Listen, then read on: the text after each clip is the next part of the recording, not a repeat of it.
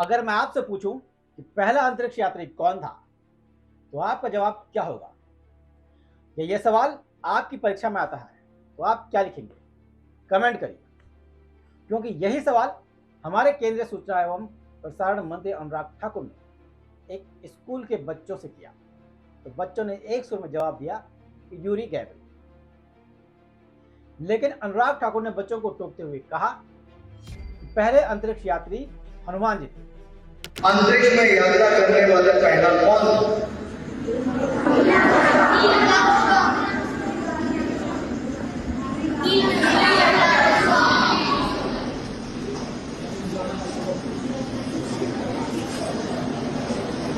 मुझे तो लगता है हनुमान जी थे। बस इतना कहना था कि बयान सोशल मीडिया पर वायरल हो गया। लोग पूछने लगे, क्या बच्चों को विज्ञान की जगह पौराणिक कहानियां पढ़ाई जाएंगी? क्या सरकार भारतीय संस्कृति की महिमा गाने के नाम पर तथ्यों को बदल रही है? यह बयान केवल एक मजाक की टिप्पणी थी या शिक्षा नीति की दिशा को लेकर एक गंभीर संकेत? हनुमान जी का चरित्र रामायण का एक हिस्सा है, जो एक धार्मिक ग्रंथ है। पौराणिक कथाओं को विश्वास का विषय माना जाता है, न कि वैज्ञानिक प्रमाण का। अब उनके इस बयान पर बहस शुरू हो गई है। पत्रकार अभिसार शर्मा ने ट्विटर पर लिखा कि क्या अनुराग ठाकुर अपने बच्चों को भी यही पढ़ाते हैं जिन्हें वे विदेश में पढ़ा रहे हैं? देश के युवाओं को गोलियां खाने के लिए तैयार करो, लेकिन अपने बच्चों को भीड़ से दूर रखो। अब देखिए, आपने भी पढ़ा, हमने भी पढ़ा कि 12 अप्रैल 1961 को सोवियत संघ के यूरी गैगरिन ने पहली बार पृथ्वी का चक्कर लगाया था। इसके बाद नील आर्मस्ट्रांग 1969 में चंद्रमा पर कदम रखने वाले पहले इंसान बने। अब ये छोड़ो, कल की ही बात है। ग्रुप कैप्टन शुभांशु शुक्ला, ये नाम तो आपको याद होगा ना, भारत का दूसरा अंतरिक्ष यात्री। जब वो स्पेस में थे तो मोदी जी ने भी उनसे बात की थी। तब शुभांशु ने बताया था कि यहाँ तो दिन में 16 बार सनराइज और सनसेट होता है। भारत के पहले अंतरिक्ष यात्री थे राकेश शर्मा, जो 1984 में रूसी अंतरिक्ष यान से अंतरिक्ष की यात्रा करने गए। ये फैक्ट है, सब फैक्ट है, प्रमाण है। अब कैसे दुनिया को बता दे कि भाई हनुमान जी थे पहले अंतरिक्ष यात्री, यूरी गैगरिन नहीं? अब कुछ दिनों बाद पीएम मोदी भी चीन के दौरे पर हैं, तो वही बता दें जिनपिंग को कि पहले यात्री हनुमान जी थे।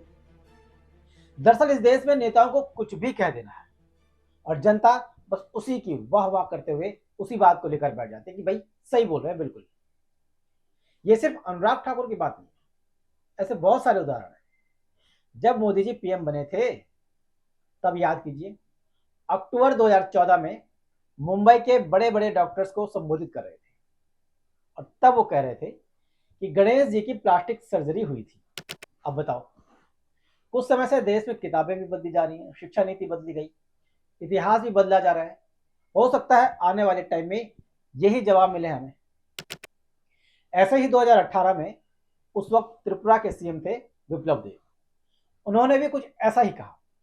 उन्होंने कहा कि महाभारत काल में इंटरनेट था, संजय के पास सैटेलाइट कम्युनिकेशन की टेक्नोलॉजी थी और तब राज्यपाल थे उस समय त्रिपुरा के तथागत रॉय।